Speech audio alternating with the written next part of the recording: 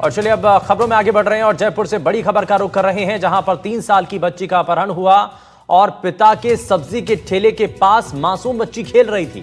नशे में बच्ची को आरोपी उठा करके ले गया और पुलिस ने 3.5 घंटे में ही बच्ची को सकुशल बरामद कर लिया है। पश्चिम बंगाल के रहने वाले आरोपी को फिलहाल गिरफ्तार कर लिया गया है और यह पूरा मामला जब सामने आया तो सभी हैरान रह गए। 3 साल की बच्ची का अपहरण कर लिया जाता है और पास ही में, क्योंकि पिता के सब्जी के ठेले के पास बच्ची खेल रही थी और नशे में एक शख्स आता है और बच्ची को उठा करके वहां से ले जाता है। पुलिस ने 3.5 घंटे में ही बच्ची को सकुशल बरामद कर लिया।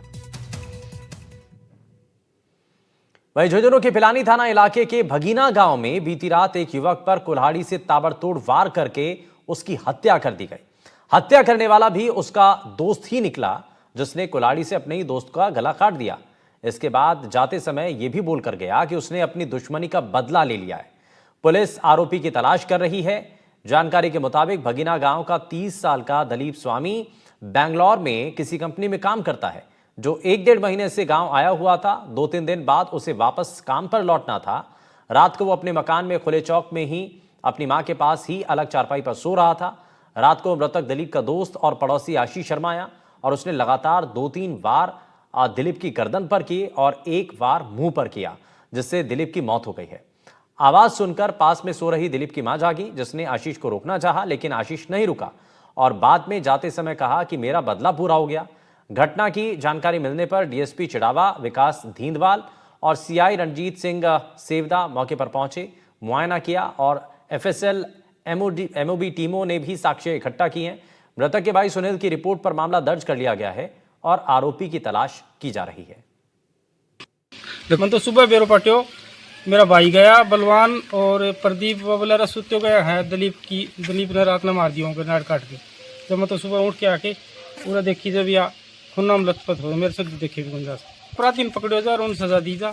नजदीकी बताऊं, आज सुनील निवासी बगीना ने रिपोर्ट दी है कि रात को समय उसका भाई दिलीप, जो कि अपने घर के अंदर चौक में सो रहा था, उसको उसके घर पड़ोसी है आशीष शर्मा, उसने उसे कुल्हाड़ों से काट कर उसकी हत्या कर दी है।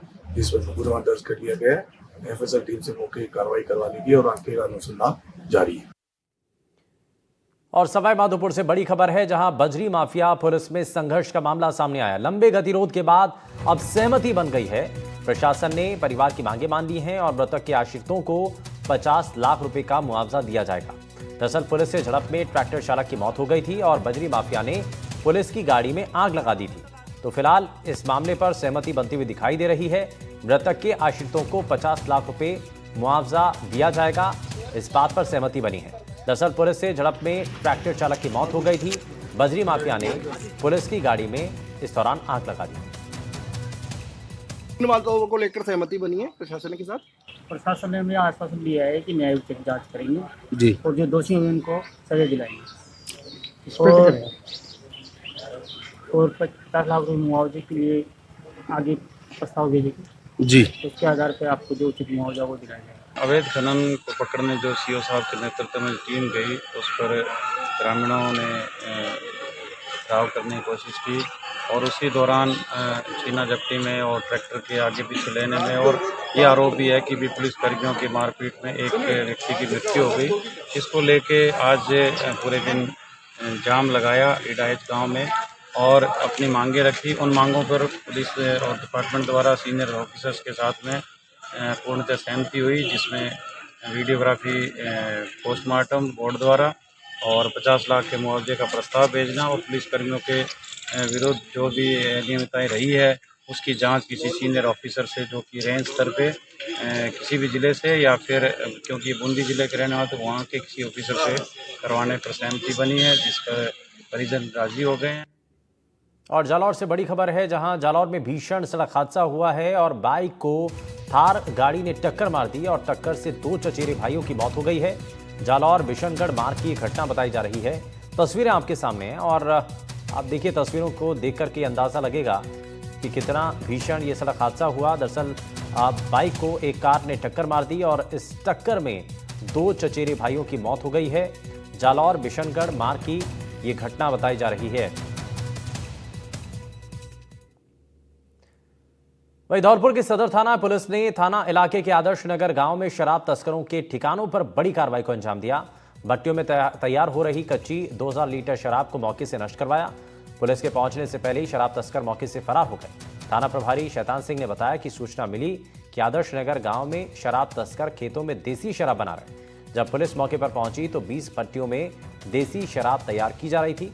2000 लीटर वॉश को पुलिस ने मौके पर नष्ट कराया। शराब की सभी भट्टियों को पुलिस ने खुर्द-बुर्द कर दिया है।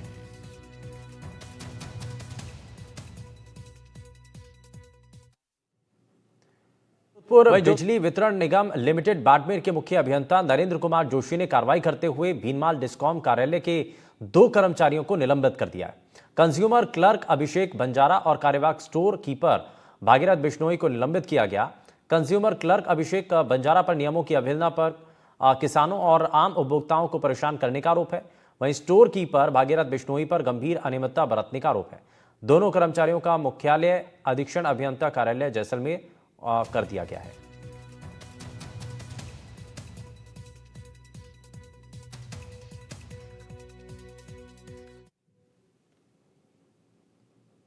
अलवर भिवाड़ी पुलिस और जिला स्पेशल टीम ने संयुक्त कार्रवाई में डकैती के मामले में 14 साल से फरार चल रहे आरोपी को गिरफ्तार कर लिया है। आरोपी राशिद मेव हरियाणा के नूंह जिले के पिनगावा थाना क्षेत्र के रीठट का रहने वाला है। फरार अपराधियों की धरपकड़ के लिए विशेष अभियान चलाया जा रहा था। शुक्रवार को डीएसटी के कांस्टेबल जसपाल को जानकारी मिली कि राशिद भिवाड़ी में मौजूद है। हेड कांस्टेबल के नेतृत्व में टीम ने हिरासत में लिया है। पूछताछ के बाद पुलिस ने उसे गिरफ्तार कर लिया। पुलिस के मुताबिक राशिद पर पहले भी करीब आधा दर्जन लूट के मामले दर्ज हैं।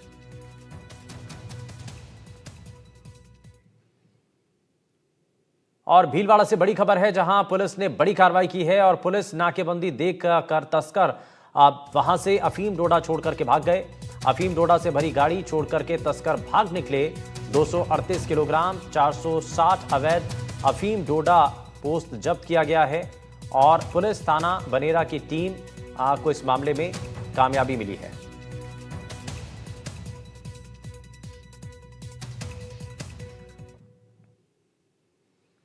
वहीं हनुमानगढ़ में मुंबई पुलिस बनकर साइबर ठगों ने एक बुजुर्ग को इतना डराया और धमकाया कि उनकी जिंदगी भर की कमाई लूट ली।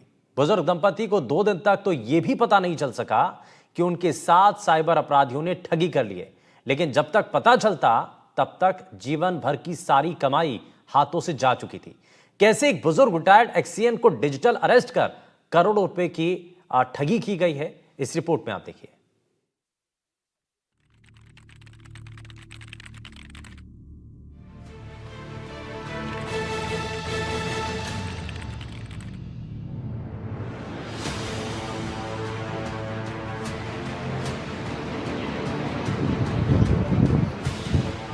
जहां एक ओर सरकारें और प्रशासन लगातार हर कॉल से पहले आम लोगों को जागरूक करने के लिए संदेश चला रही हैं, वहीं साइबर फ्रॉड के मामले रुकने का नाम ही नहीं ले रहे हैं।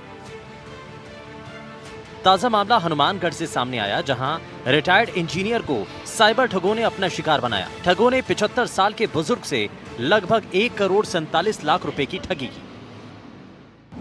साइबर ठगी कर करोड़ों रुपए की चपत लगाई।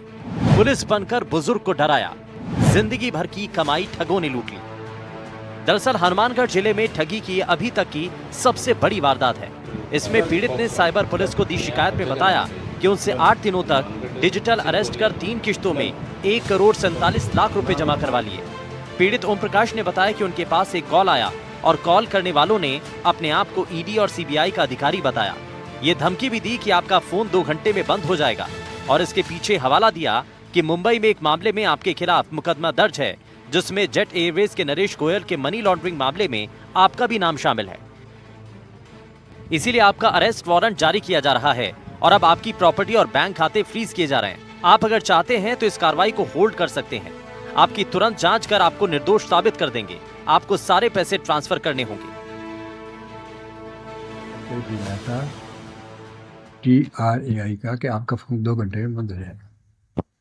फिर मेरे पास मैसेज आया कि आपका कोलाबा पुलिस स्टेशन मुंबई में, ग्रेटर मुंबई में आपके खिलाफ FIR दर्ज किया हुआ है। आप Naresh Goyal money laundering case में आपका नाम इन्वॉल्व है, इसलिए आपको अरेस्ट वारंट दिया जा रहा है और आपकी प्रॉपर्टी और बैंक सब फ्रीज हो जाएगा। तो अगर आप चाहते हैं कि ये हम इसको पावर है, हमको होल्ड कर सकते हैं, इसको होल्ड कर देंगे तो आपकी प्राइवेट इन्वेस्टिगेशन हो जाएगी, तो फिर आप जल्दी छूट जाएंगे और हम आपको इनोसेंट प्रूव कर देंगे। फिर उन्होंने मेरे से पैसा मांगना शुरू किया कि बैंक में जितने आप सब उनको भेज दो, फॉरेंसिक जांच करवाएंगे। गिरफ्तारी का डर दिखाकर की ठगी, पुलिसकर्मी बनकर की करोड़ों रुपए की ठगी। 8 दिनों तक किया डिजिटल अरेस्ट, 3 किश्तों में 1,47,00,000 रुपए ठगे। ईडी और सीबीआई अधिकारी बताकर दी धमकी। मुंबई के एक मामले में मुकदमे की कही बात, प्रॉपर्टी और बैंक खाते फ्रीज करने का दिखाया डर। वहीं इस मामले में पहली किश्त के रूप में 40 लाख रुपए मांगे गए और तब तक पीड़ित ओम प्रकाश इतना डर गए, उन्होंने अपनी एफडी तुड़वाकर बैंक के जरिए पैसे ट्रांसफर कर दिए और बड़ी रकम देने के बाद उनके पास दोबारा वीडियो कॉल आया।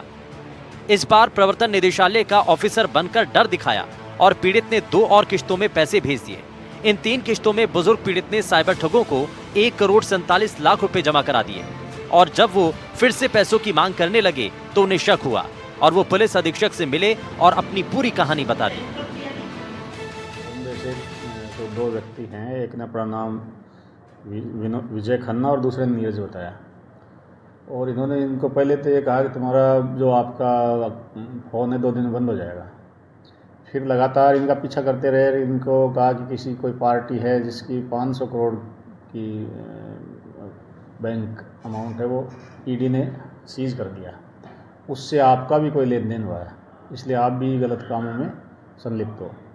ऐसे इसको भयभीत कर दिया और लगातार 4-5 दिन तक कभी गिरफ्तारी का भय दिखा के, कभी क्या दिखा के, इनसे लगभग 3 बार में 1,47,00,000 रुपये अपने खाते में डलवा लिए। ये श्रीमान एस साहब से मिले, इनका मुकदमा दर्ज किया। अभी साइबर से और सभी तरह से मदद लेके साइंटिफिक, और इनका मुकदमे को आगे डेवलप कर रहे हैं। वहीं पुलिस को शिकायत मिलने के बाद टीम मामले की बारीकी से जांच कर रही है और उम्मीद है कि जल्द ही इस गिरोह का भंडाफोड़ किया जाएगा। लेकिन इस मामले में कई पेचीदगियां भी हैं। दरअसल इस मामले में कुछ फोन नंबर विदेश के हैं या फिर नेट कॉल हैं। अब ऐसे में पुलिस को इस मामले को सुलझाने के लिए काफी मशक्कत करनी पड़ सकती है।